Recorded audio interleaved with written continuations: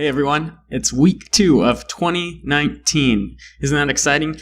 If you haven't stuck to your New Year's resolutions, it's all right because the Hour of History podcast has. We're bringing you great podcasts every single week of 2019, and we're already 1 for 1. Today, we are 2 for 2. Today's podcast is brought to you by Audible. Get a free audiobook download and 30-day free trial at audibletrial.com/Hour of History. audibletrial.com/Hour of History. There, you'll find over 180,000 titles to choose from for your iPhone, Android, Kindle, or MP3 player. That's a great way to support the show and get a free audiobook. audibletrial.com/Hour of History. This week's guest is the excellent Maria Hammack, who is a PhD candidate at the University of Texas at Austin. She specializes in United States slavery, focusing on the African diaspora in Mexico and the ways Texas became central to Black diasporic movements across the global South.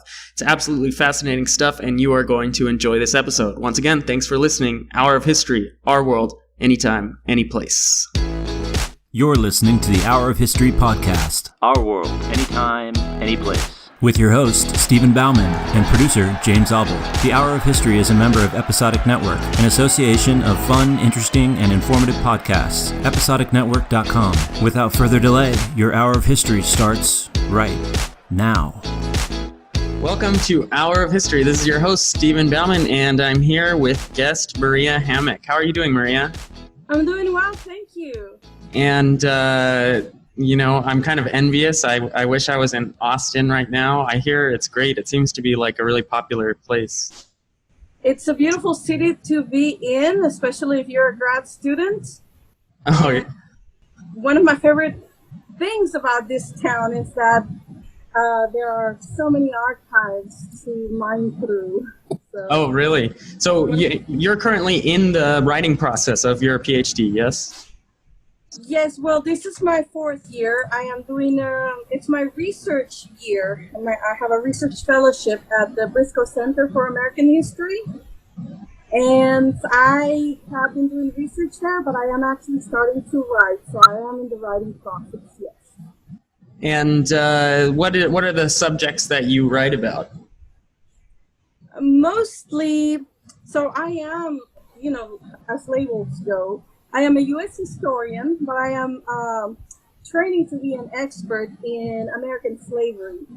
And so when I say American slavery, I mean North American slavery. So I'm trying to tie the histories of Mexico, the United States, and Canada, centering both enslaved and free Black individuals and communities. So hopefully I get to be an expert on the African diaspora, and I think I am a social historian, so I look into the lives of enslaved people. So that's pretty interesting. Yeah, as I was doing the intro, I said you were, you focused on United States slavery because that's what your bio says. Yeah. But it's not that simple, is it? No, it's not. One of the goals that I have for my work, not just, the dissertation, but beyond the dissertation, is to tie the histories and of Mexico and the United States mainly, how they share these links since the beginning of what we now know as the United States and Mexico, and how the interconnected and movement has interconnected both the histories of both countries.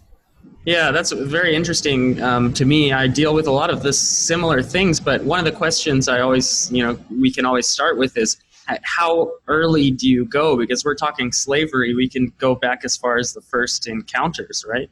Mm-hmm. And it's interesting that you mentioned the first encounters. I was reading an article that states that 2019 is the 400th anniversary of the first enslaved Africans arriving in the Americas, or in what became the United States.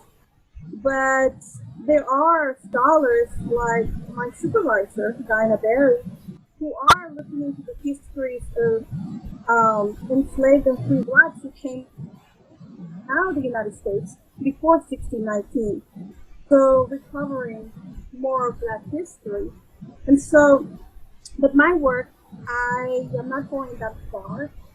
I am starting in the 19th, well, I call it the long 19th century, but I really started in 1793. I go all the way until the late 1860s. All right. So that is, centuries are just general guideposts, right? Uh-huh. I call it the long 19th century, and I think it's I'm gonna have to define why. And yeah, we always have to sort of define why we choose those places. Does it have to do with the United States? It actually does. So 1793 is a very important date, not just in the history of the United States and its development, but also in the history of Black Americans as well, because it is one of the dates that, because of what happened, and I'll tell you in a minute what happened, you know this, but not all the listeners might not. So yeah, it provoked the expansion of slavery across this what became the United States and the movement west, and this was basically the invention of the cotton gin in 1793 by Eli Whitney. Ah, so some new technology kind of changes up the situation for how many people are we talking? Thousands? Hundreds of thousands, yeah. Hundreds of thousands. And now how does a historian access those kind of stories going way back? I deal in the modern era, so I have all these newspapers and letters and telegrams. What are you working with? What are your sources? So I am working on, and this might sound like the hashtag problems of historians, right? What you find in the archive. And when I refer to the archive, I'm looking at archives in both the United States and Mexico. Some archives actually are, some documents that I found also include documents in French. So, for instance, the documents that I found in Louisiana, in some of the Louisiana archives.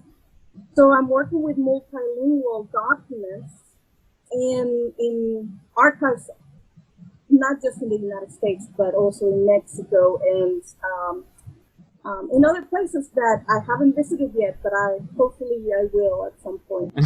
That's always a good goal to have as a historian. And you're coming across these archives that are hundreds of years old. They're written in various languages, and I imagine you've gotten pretty good at deciphering handwriting from centuries gone by. As you well know, since you're also a historian, is you learn to identify some of the documents, but not all the documents are the same. Some take more to decipher than others, mainly because there are some individuals, like for instance in the records that were written by Spanish scribes. Some of those are beautifully written and they're easier to read, but then there's others that are very hard. So it is always you don't know what you're going to find. So some are, and some are classified. You'll be surprised. But others are, you just have to deal with it as you get to them. And so take us through one of these documents. Now, presumably, it's written by a scribe, or in the case of this Spanish document, it's written by a scribe. Who is dictating it, and who is it about? Because you're writing about enslaved people, right? Yes. So where do they come in? How do you get to them? For instance, one of the documents that I look at, and it's a document that also some scholars, like that also Texas historians who are looking at this history of enslaved people, like Andrew Torgett and Randolph Campbell and others have actually looked at this record and For instance, it is a document of a trial where some individuals had run away from across the U.S. South and ventured southwest. And as they reached the Louisiana-Texas border, which at that time, and this was before 1821, they had reached what is now Texas, but back then was Mexican Spanish territory. And they were intercepted by some Spanish officers or officials, and they were taken all the way to Monterrey, which was one of the major cities in Mexico. And they were interviewed and asked questions such as, where are you coming from? Who do you belong to? Why did you run away? Wow. And this is in a third person, because you see clearly how there is someone who's writing this interview is a third party that is asking. They're not asking the individual directly. They're asking, I think there is an interpreter there, because obviously the individuals who arrived might have not spoken Spanish. They might have spoken English, or it's something to that I have to figure out, and the reader has to figure out because of the way that it is written. And so there is this person described that's writing the trial, and you hear the voices of these individuals who ran away. And so you do get their story, but at some point you have to question how much of the information that is written was described. Yeah, that's words as opposed to exactly what the words that the enslaved people say, or the enslaved, newly free people that ran away said. Yeah, that sounds like one of those classic situations, because you think too, they're talking to someone, and who knows, they might be afraid that this person is going to send them back, or re-enslave them, or there's all kinds of variables that you kind of as a historian have to correct for or think about. That's correct, because we do get names and dates and the slave owners' names, and of course they give their names, but you have to question: were they giving the real names? Were they giving their masters' real names? Because they don't want to be sent back. I'm sure. They wanted to. It sounds like you could write a whole book on just interpreting or how you approach the documents. And it's basically a trial transcription of a trial that went on in Monterrey in 1820. That's absolutely fascinating. So maybe we could get a little context about that as well. So at this time, there's no slavery in Mexico, correct? At this point, of course, as you know, history is never black or white, or yes or no. I can't say that. Because in 1820, Mexico was fighting an independence movement. They wanted independence from the Spanish Empire, and they had started fighting in 1810. But from the beginning of that fight for independence, the leaders who were leading the independence had proclaimed Mexico free and slavery abolished. But of course, as you may know, perhaps if you learned a bit of the Mexican independence movement, the leaders of independence kept being caught and killed, and then other leaders assumed those responsibilities and continued the fight for over 20 years. And so the people in power kept changing, or the people leading the revolution kept changing. But throughout, they kept making decrees with the same ideas of freedom and abolishing slavery, particularly chattel slavery. And so it was a long process, and Mexico did not attain full independence until 1821. So this this record or this trial document happened in 1820 in that context of freedom, not yet freedom. Mexico's fighting for independence, but it's not going to be free until the year after. But it's still, they're fighting for a Mexico where slavery is no longer, Yeah, that's legal. fascinating because it's happening at all these different things are happening. We have a difficult enough time interpreting the laws when there aren't significant changes in government happening. Can you tell us a little bit about the person who's running away? Do they mention like intentions, like they know they're going to a place where slavery isn't allowed? Why are they heading south from the American South, going towards Louisiana, Texas, and Mexico? Well, it is a lengthy document, and there are more than 3 individuals who were being interviewed at this time who ran away together or at the same time. One of them, actually, in the record, comes out that one of the individuals who had started with them died along the way, so this person didn't make it.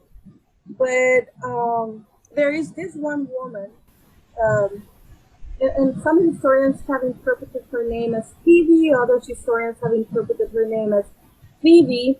And so, even when it comes to names, it depends who reads the record and how the name is interpreted, or how the writing in the Old Spanish is interpreted, because sometimes a letter might look like a F, or it can look like a T.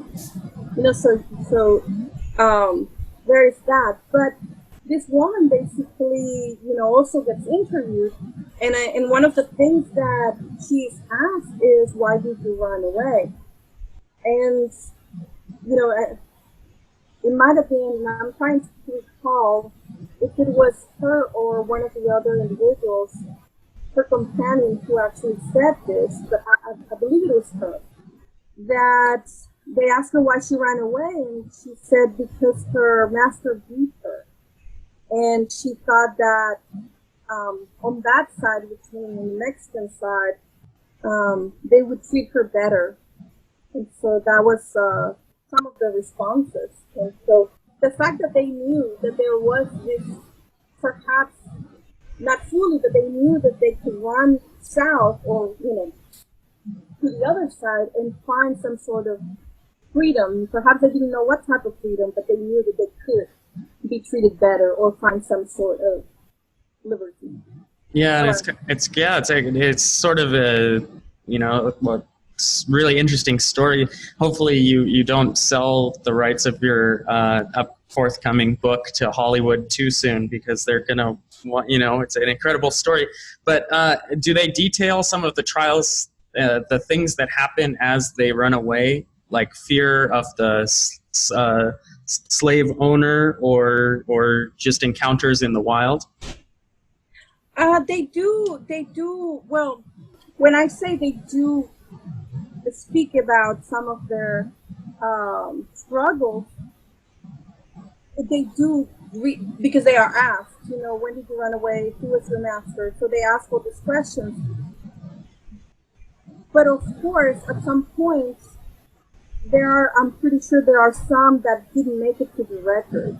Some did, but I don't know what extent the scribe was writing what they were saying, or just assuming what they were saying and just putting in his own words. Right. So there's a lot of in-between history going on. And how are you building the larger story? Because your 1821 is sort of in the middle there. What's happening around this time period? Well, for one, I'm trying to build these stories or their life experiences from what is going on not only in the United States but also in Mexico or in this borderland area as well, if I actually look into this, because I do think that the shared histories of the United States and Mexico were shaped by this movement of enslaved and free blacks. So the fact that they crossed this border, that they moved across and contributed to this history and contributed to the development of both countries is something that is seldom or rarely told or highlighted on both sides of the border. Right. It's certainly. Did I answer the question? No, you did. It's certainly not something that I ever really learned about. I'm thinking of even in an American history or sort of world history setting, this sort of like, it seems like migrations are always portrayed as happening northwards. Uh-huh. And it's not really typically told from the slave's perspective or from the runaway's perspective. I mean, yeah. I struggle. I don't even really have the language to describe this kind of thing. You know, I don't either. A lot of the times, as I write this piece of work that I hope helps educate, not, both sides of the border, both countries, because it is important to the histories of both countries. I do struggle to put it into words, how this movement, how Black people influence and shaped what we know, or the histories of both the borderlands, Mexico, the United States, and the movement west. Because when we learn about these histories, and I'm talking about perhaps my experience, I don't know what your experience was,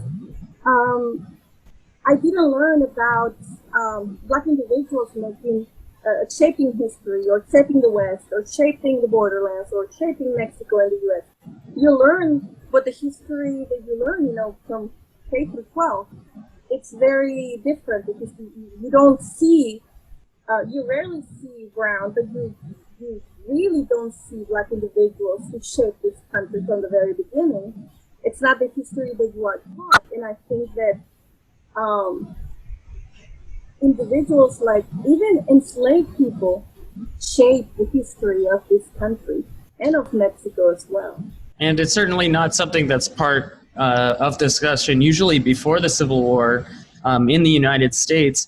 But can you talk a little bit about the identity, or the way, maybe a couple cases from your study of this time period, how do people view themselves in relation to nation?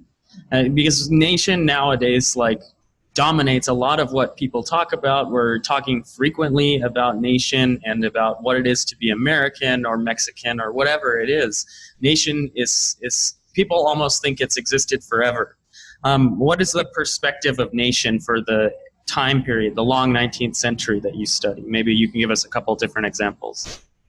It's definitely shifted, that notion of nation, and changed, and without giving too much of my dissertation, because I'm still working on this, and I'm not finished, so I need to keep a lot of things under wraps. But I think the idea of nation didn't really materialize as we understand it today in the long 19th century that I'm talking about. Of course, there is a lot of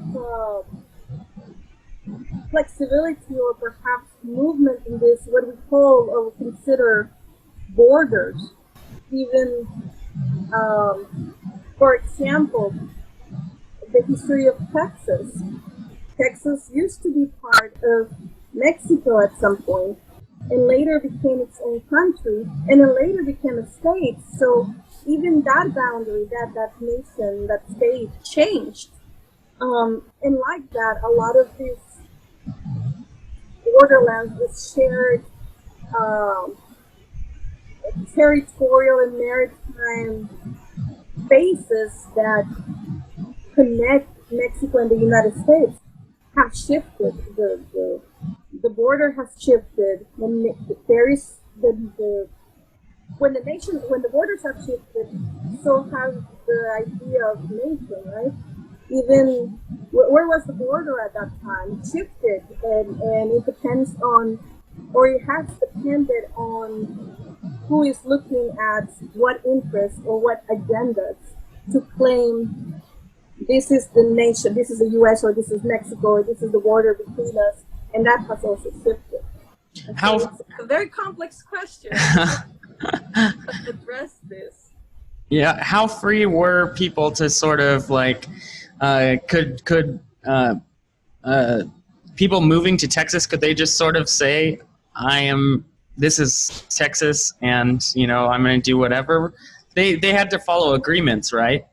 Yes. So, for instance, individuals who wanted to move to what was Mexico, Texas, beginning with, for instance, settlers like Moses Austin, which was Stephen Austin's father, that, the city of Austin is named after.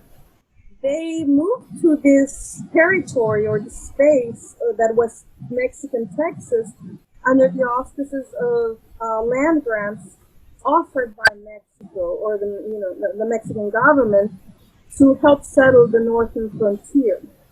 And these agreements had, restrictions or certain requirements that colonists had to follow, especially Anglo colonists. And one of the requirements was that they had to go to the courthouse, and I'm blanking on if it was 30 or 60 days. They have to go to the courthouse, renounce whatever citizenship they have, and become Mexican citizens, so swear allegiance to Mexico. And so they became Mexicans. And so a lot of the individuals or characters in Texas history that we consider as, very Texan, and they were actually at some point Mexican nationals, such as, Stephen Austin, and you've heard of Jim Bowie. They were Mexican citizens. By the time the Texas Revolution happened, they were Mexican citizens fighting with Mexico or separating themselves from Mexico, which they had swore allegiance to. Wow. Yeah, that just is always sort of fascinating to me and always interesting. And I think it's just awesome that you're right there kind of in the middle of it. On the day-to-day and like just at a surface level, how do you see people in Texas interacting with this sort of history? It's been very interesting to be in this space in Texas, because I come to learn that Texas has a very particular narrative of their beginnings, their history, their development and successes, and in some aspects it tends to obscure or completely disregard or not include black and brown histories, which were imperative and extremely important in the development of Texas as we have Texas today.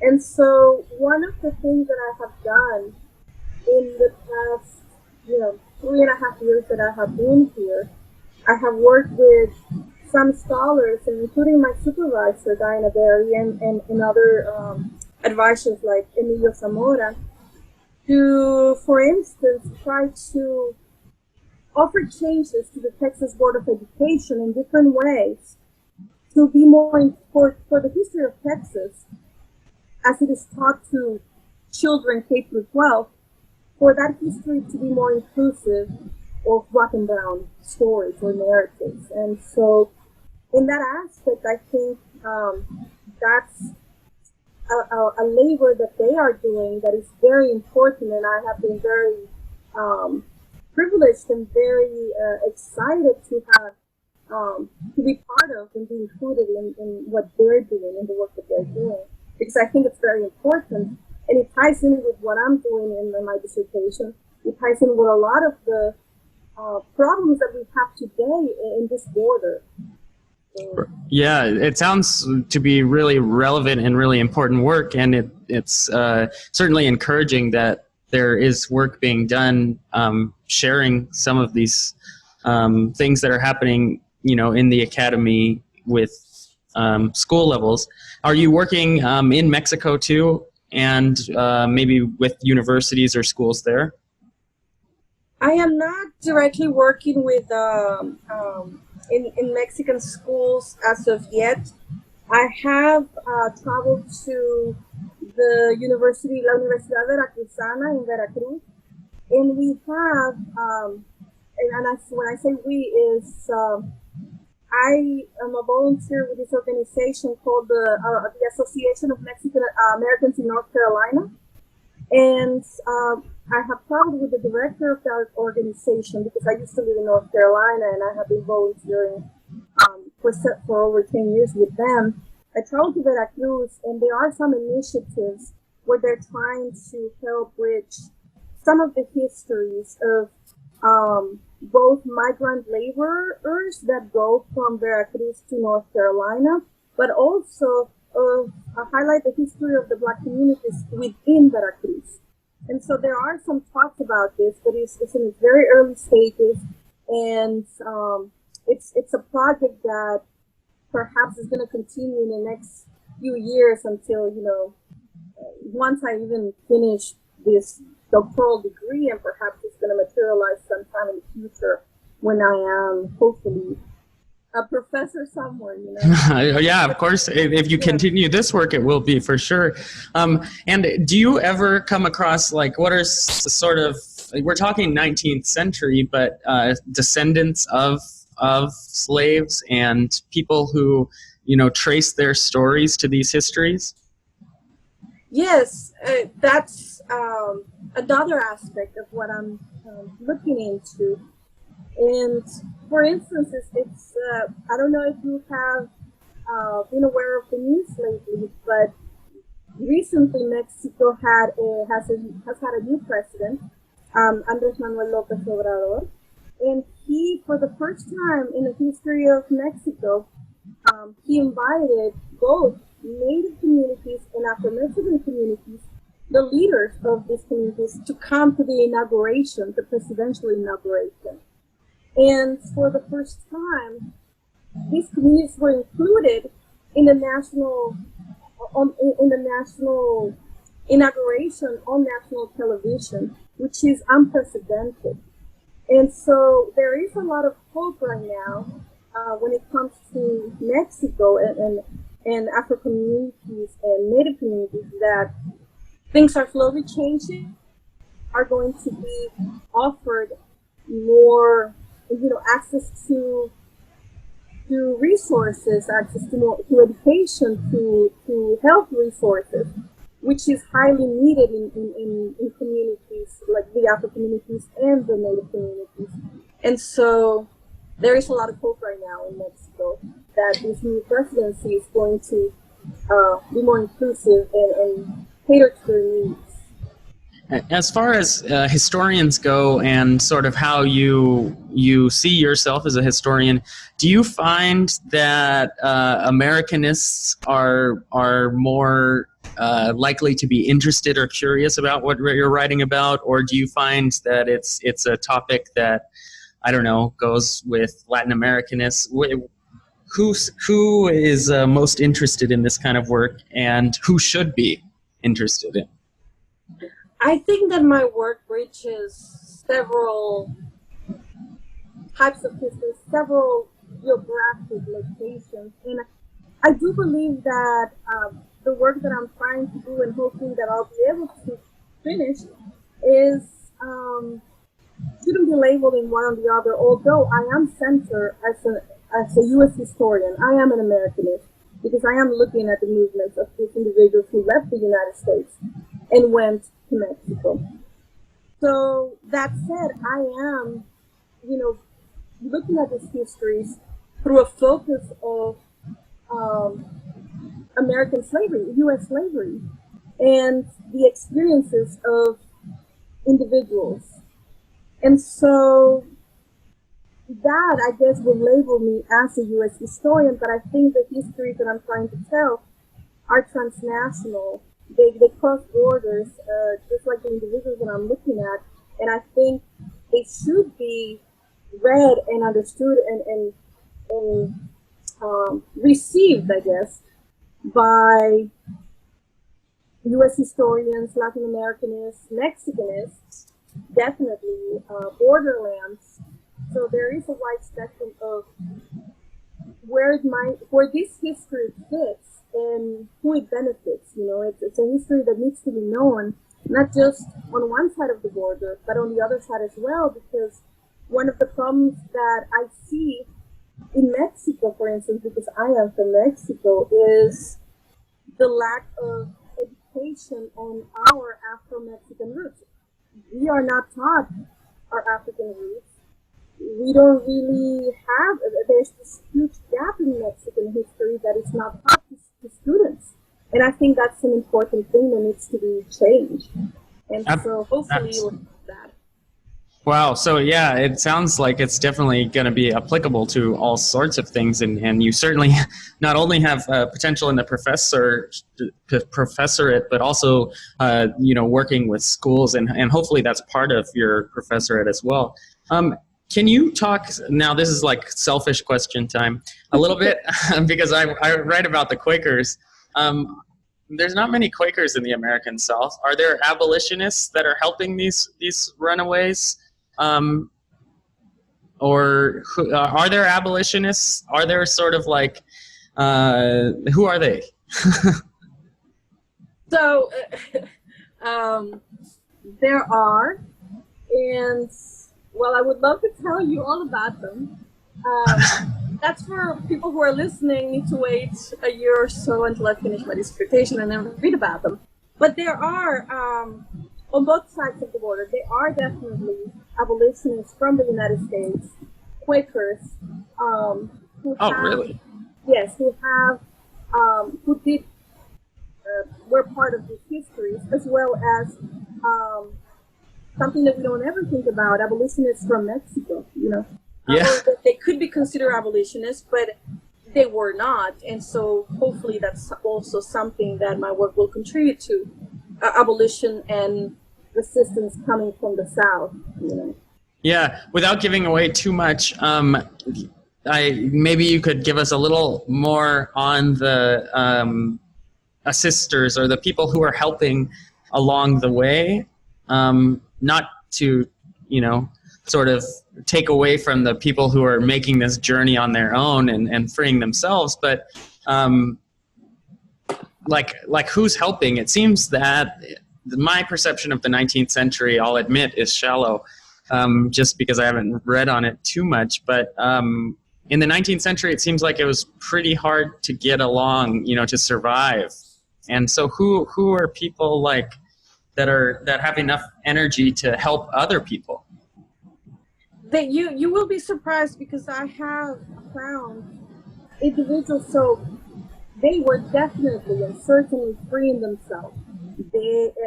Enslaved people were actively running away and making for Mexico on however means they could. Some traveled by boat. They knew the geography. They knew how to navigate. Obviously, sometimes they had help from other individuals who may have been, Mexicans or free blacks or other enslaved people. That this idea of communication back and forth on where they could go, how they could go, what routes to travel, what boats would be friendly to take them, boatmen, So there is this narrative where the individuals were taking it upon themselves to free themselves. That said, there were also other individuals, townspeople, when they reached Mexican territory, they would also help them through, Mexican officials, obviously. And so there is this miscellany of individuals who were helping. But at the end of the day, one of the things that it's important to understand is that they were doing a lot of the work. They were running away. They were risking their lives. to be free. And a lot of the times they managed to make it with help or not, but they were the ones actively seeking to be free as well. Absolutely. And what role, if any, does or did religion play in either side of this? The running away, the helping along, the maybe fighting against? Have you come across? Yes. Religion, it's an aspect that I am not focusing in that per se in great detail. Can you elaborate what aspect of religion are you asking, like by looking at church records or? Well, yeah, it's just for the research I do and the interest that I have. A lot of the work, say for the humanitarian organizations, it's not necessarily driven the work itself by faith or religion, but it starts with that. So, like the Quakers start these organizations a lot of times because they believe that this is the will of God, and they go and do it. So there is like a religious aspect to the work, even if once they start doing the work, it becomes secular, or so on. So I'm always kind of interested to see, like, what is it that makes, say, abolitionists anti-slavery, or what makes that boat captain, boat driver, what do you call him, sailor, help someone along. And I'm just curious if you've come across any sort of religious tie-in. The one thing that I can comment on that question is that, for instance,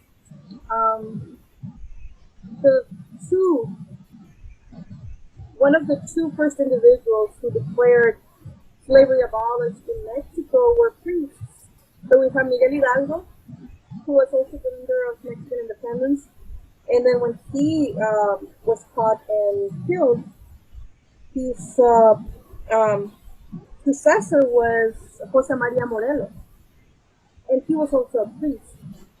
So it's something that I am actually looking into, but I haven't yet fully submerge myself into, mainly because I don't really do religion is something that I need to understand better, is how it played a role. But it is interesting that the first two individuals who officially declared a slavery, a state that was against the claims of nature, and that is, I'm quoting Jose Maria Morelos, were priests. Yeah, and what's interesting too is that this Mexican Revolution, which is happening, at a time period, the 19th century that we focus on a lot in U.S. history, it's kind of ignored. And I certainly didn't learn about the Mexican Revolution until very late. And I think it's very interesting and very important. What are the things about the Mexican Revolution that most impact your work or your perspective, or even what do you think that listeners should know besides what you just shared about the Mexican Revolution? Well, for one is the Mexican independence movement, because the Mexican Revolution was in 1910. So this was the independence movement, and it's sometimes it is easy to confuse them, but it's the movement for independence was basically this not only ideological movement to be free, but also it really, when the leader of independence, we consider the leader of independence, Miguel Hidalgo, declared independence, he didn't actually need to declare full independence and full break from Spain, because when he was declaring independence at the beginning, he was also saying, hail to the king, And so he wanted changes, not only within the church, but within how the system was set up. And he wanted a Mexico that he wanted changes. And so, but when he started this movement, it sort of snowballed into this actual revolution where individuals were fighting, individuals from the lower classes took up arms, and it was indigenous and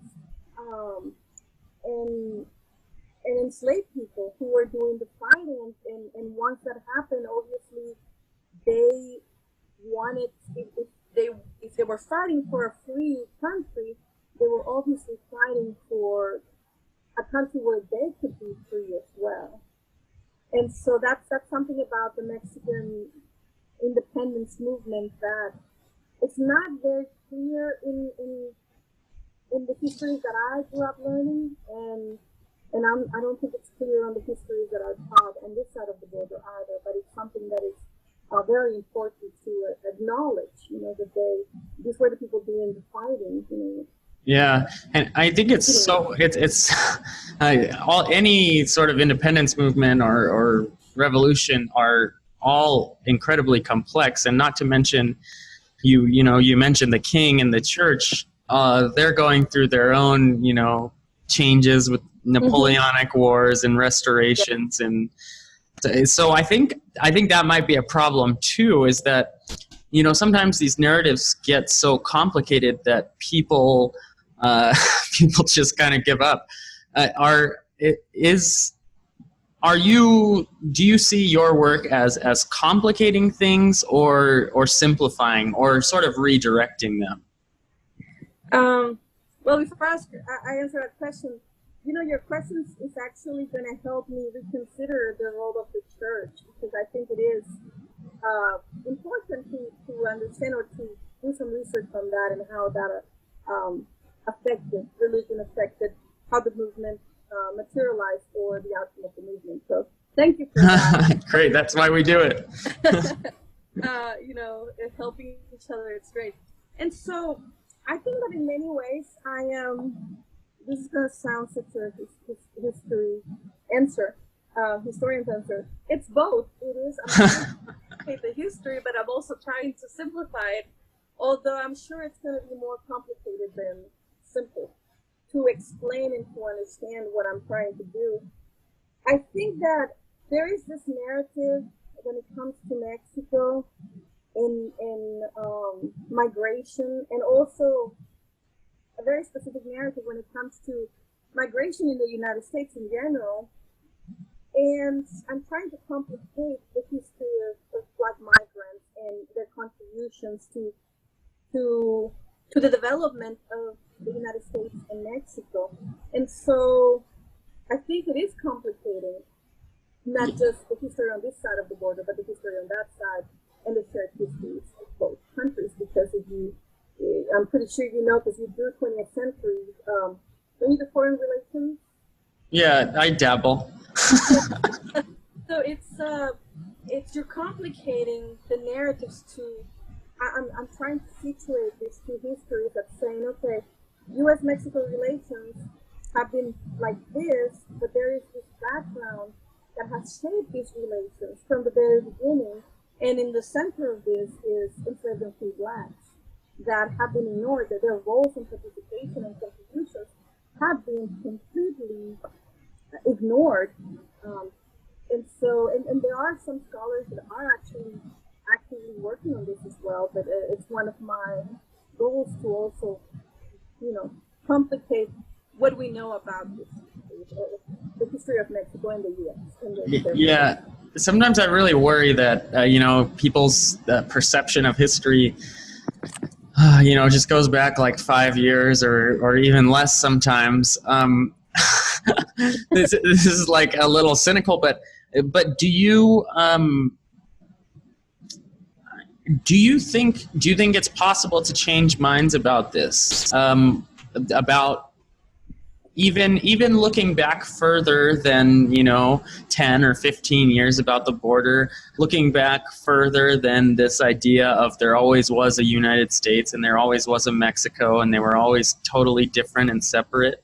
Do you think there's a possibility to sort of rewrite that in people's minds? And what is the easiest sort of way, like an entry point that someone can say or do that can sort of complicate someone's understanding of this border that you've shown to be, all sorts of different porous. I call it porous. It's a porous. Yeah, there you go. Well, I think that one of the things that I've always considered very important is education.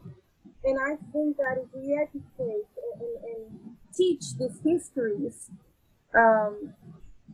it can only get better. It can only be better understood. And the processes, the complications can be better understood the more we teach them, the more we highlight them and present them.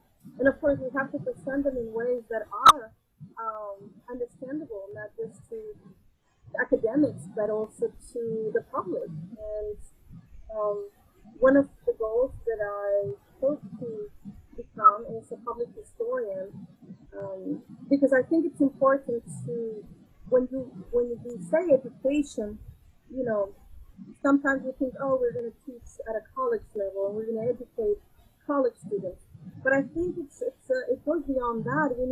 Education needs to be across the board, to K through 12, kindergarten, to, not just on this side of the border, but on the other as well. It needs to be incorporated into their normal history. So changing the narrative, I think, comes down to providing the information, providing the history, and educating. And I think slowly it can only get better. Maybe I'm being very idealistic and, Well, we need some idealists. But I think education, I don't know, what do you think? I think education can. Yeah, I know. I think you're absolutely right. I also think conversations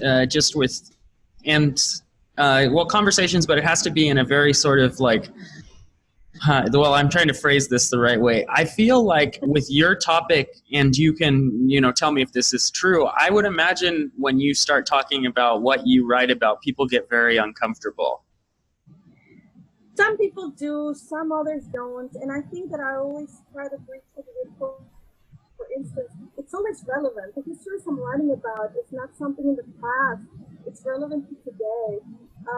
Histories of migration, of Black struggles are relevant today.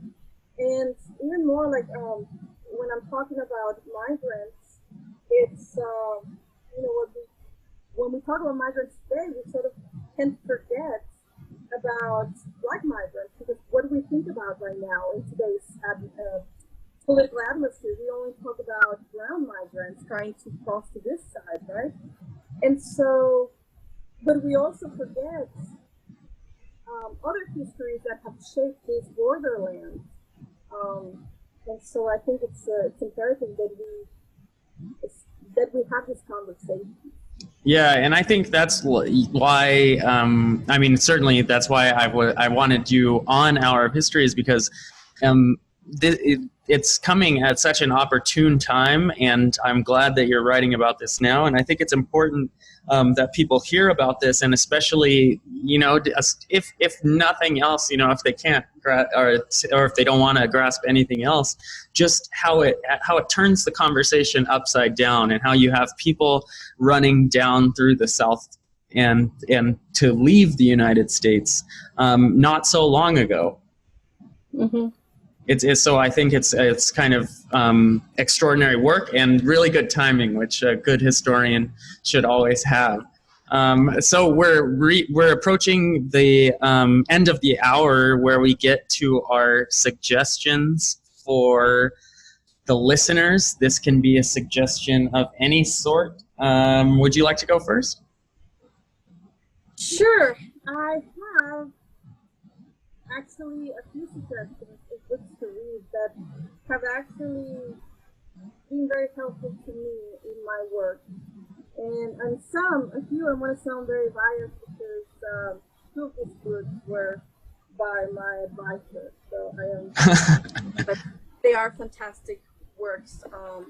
The one is Sexuality and Slavery, Reclaiming Intimate Histories in the Americas. And it's a book that I'll send you the picture so that, people should read that one. Highlighting the histories of enslaved women and how they reclaim their history or their roles in history. The other one is this brand new book, maybe a year old. It's written by Paul Ortiz. It's an African American and Latinx history of the United States, and I'll also send you the screenshot of it. But it is one of the books that puts Black and Brown histories together, and it can be very helpful for as a textbook for a class, but it's just as well to read, for anyone to read about the history of Black and Brown in the United States. And so, great. those are two of the books that are fantastic, worth reading. Yeah, we will definitely link to those. Those links are always, and for every episode is hourofhistory.com/recs, RECS. We'll have a link to those books. It's interesting, the history of the United States that you just mentioned. While I was at University of Florida, there was a presentation showcasing that book because it's really recent.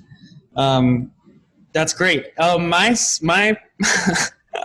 my suggestion is not recent scholarship, and it actually might. I don't even know what people who study slavery consider this book anymore, but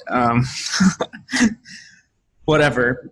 My suggestion is biography of a runaway slave by Miguel Barnett. And I'm only, and you can probably tell me what people actually think of this book later, but I'm just mentioning it because I came across it in a Cuban bookstore, because that's what I study when I was there, and so I got a copy, Biografía de un Cimarrón, and it's this really nice, first edition from Havana. Anyway. Borrow it because I've never heard of Miguel Barnett. Oh, you're gonna have to, yeah. So it's and it's a story of a runaway slave in Cuba. Which had slavery much longer than its neighboring nations. So there's a connection, and anthropologists were able to do interviews. And there's stories that he was embellishing it because of towing the line with the revolution, so on and so forth. So it's a book that caused a bit of a stir in Cuba, and it's certainly an interesting book. So that's my suggestion. It was a fascinating conversation. Thank you so much for joining us, Maria. No, thank you for inviting me, and I'm sorry I couldn't be more specific in some questions because, I'm still doing this work, and I'll tell you what.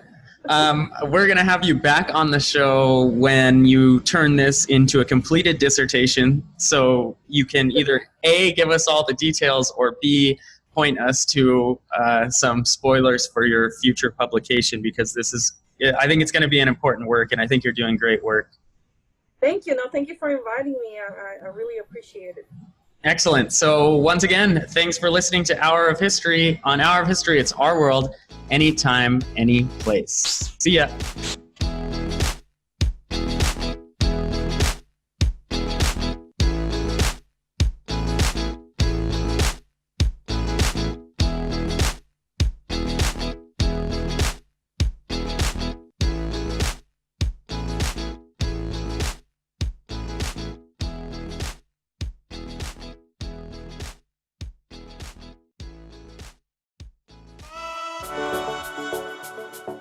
Thanks again for listening. Make sure to check out hourofhistory.com/recs for all the recommendations mentioned during the show. That's hourofhistory.com/recs.